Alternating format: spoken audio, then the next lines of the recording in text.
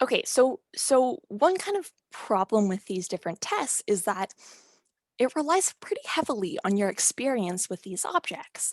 So for instance, as you could tell from my explanation, I don't have a lot of experience with a pocket knife, or is that even a flip out knife thing?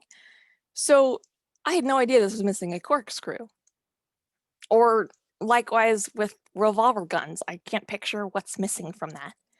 I can kind of tell there's not a stamp here because I've sent letters before, or things with shadows because I have a lot of experience with shadows.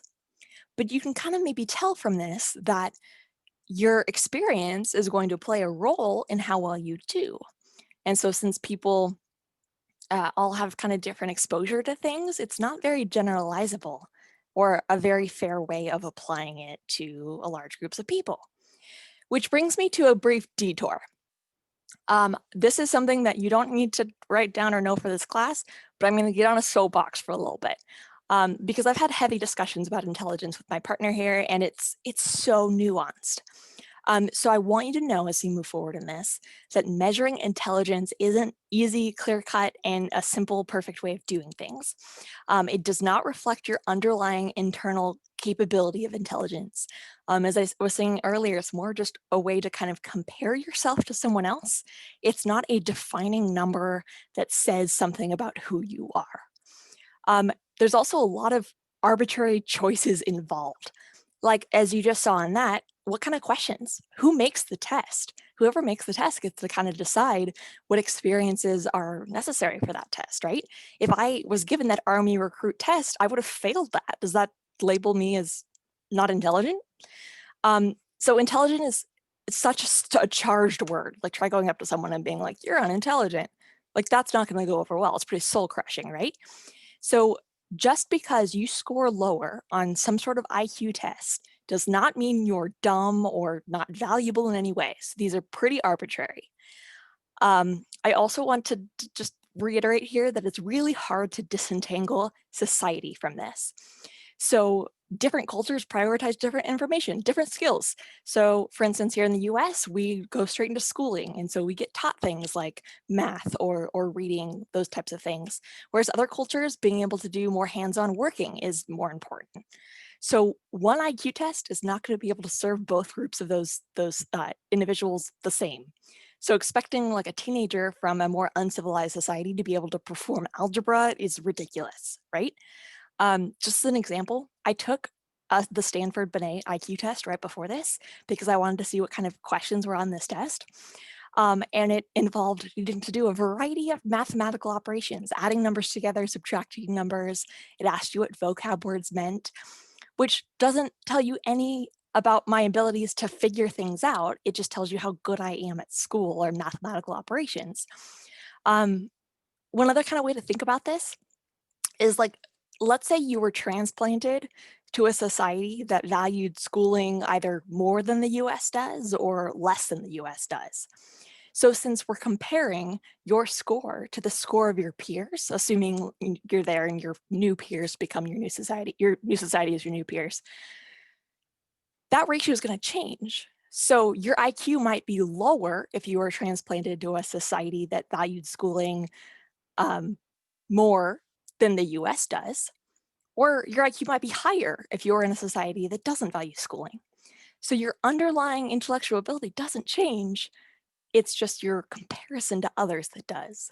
So it's kind of weird to assign one number when that number is changing depending on the society.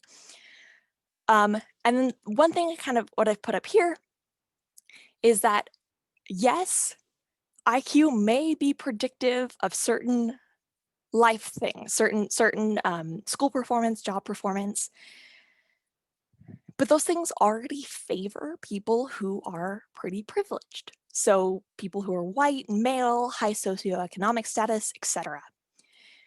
So for instance, this is a graph showing you the distribution of IQ scores between a white population and a Black population. And as you'll notice, the white population is that normal distribution we just talked about, centered around 100, whereas the Black distribution is lower.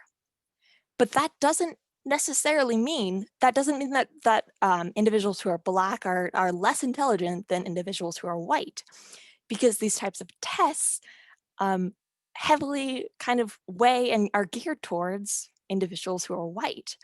So when you say that, oh yeah, it's predictive of success, we know, for instance, that in job performance, individuals of color have a lot harder ability to get job interviews. They have a lot of bias and stereotype against them as far as who gets called back for an interview or whatnot.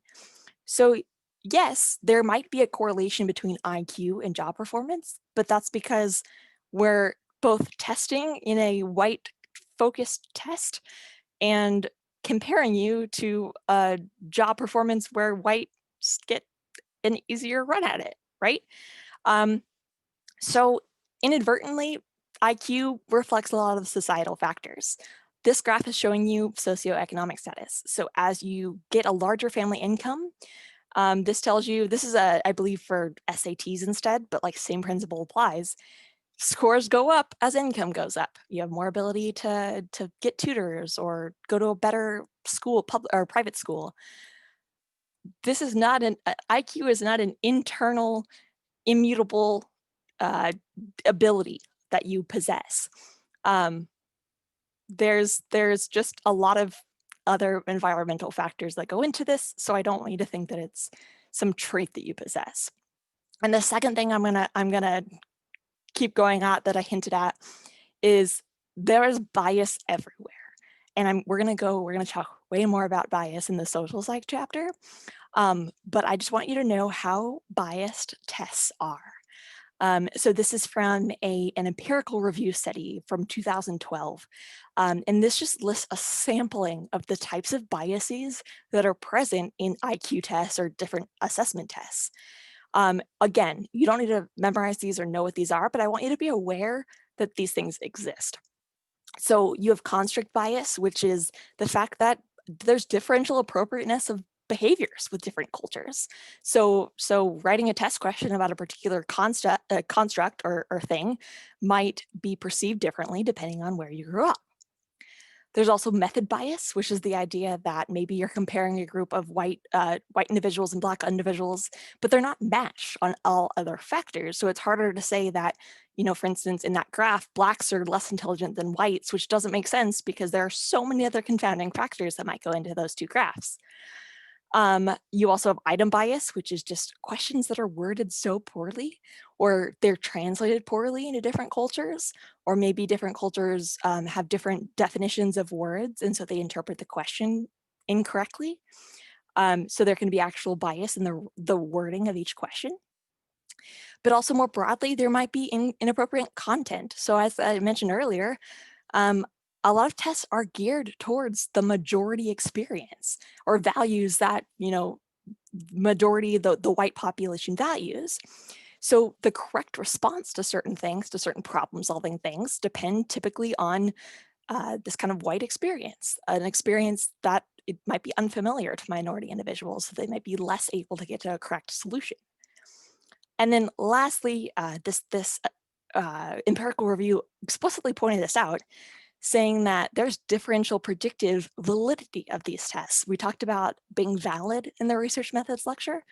Valid is saying that you're actually measuring what you intended to measure, what the truth is. And it's dependent. So we may have talked about how these IQ tests are predictive of performance, but that's performance of white or middle class individuals because, you know, we're, for instance, comparing their achievements in a college or a job area that might themselves be biased towards letting minorities in or choosing minorities to be employees. It's so we're basically living in a white world, a privileged world, and we're trying to apply it and use that to kind of say that other people are not intelligent, and it's not true. Yeah, okay. So I'm also gonna link to you, I'm gonna get off my soapbox soon. I'm gonna link to you a video down below. I think I'm gonna do that here because I mentioned earlier that it also can be problematic if it's relied on too heavily. This comes into play with things like eugenics. Turns out IQ has been used to justify eugenics and forced sterilization policies in the US. and in like the 1920s. I honestly hadn't even heard of this case before. I'm going to link you this video down below. This is from a pretty famous Supreme Court case called Buck v. Bell. But it resembles a lot of the kind of body autonomy debates that we're even having today about, different people making decisions about a woman's body. What's happening here, as a brief overview, is they're taking individuals, and if their IQ is below a certain level, they're deemed feeble-minded, and therefore it's justified to sterilize them, to prohibit them from being able to have kids because of their low IQ. It's insane. This is similar to Nazis. They were pretty big on eugenics too. So I encourage you to watch this entire video because the story is crazy. But yeah, just know that relying on IQ is so problematic. Okay.